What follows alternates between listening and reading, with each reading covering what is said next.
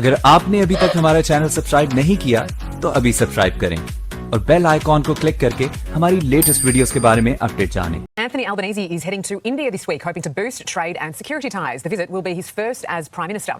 Let's bring in Nine political editor Charles Cratcher in Canberra. Charles, good morning. What exactly is the PM planning on doing while he's there?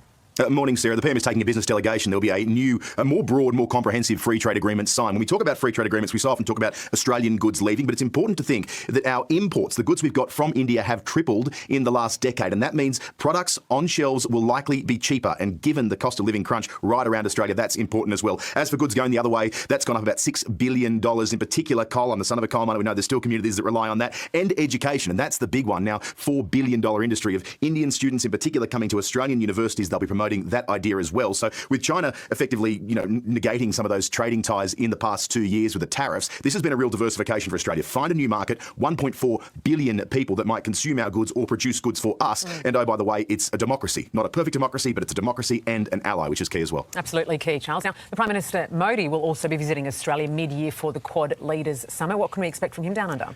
Well, this is the other tie with the Quad, that is with Japan and with the United States and Australia as well as India. Effectively, this is a security agreement that will work on defence ties. You've got one of the largest armies in the world in India. They share a border with China. And if you look at the partnership that's been struck up there, America, a huge superpower, Japan to the eastern flank of China, India to the southwestern flank of China, and Australia a key strategic partner. You can see where this is all being directed. It's about democracies sticking together in some uncertain times. Well, that is the concern, though, Charles, isn't it? It is actually strengthening our ties with India so that they aren't ripe for the picking for China.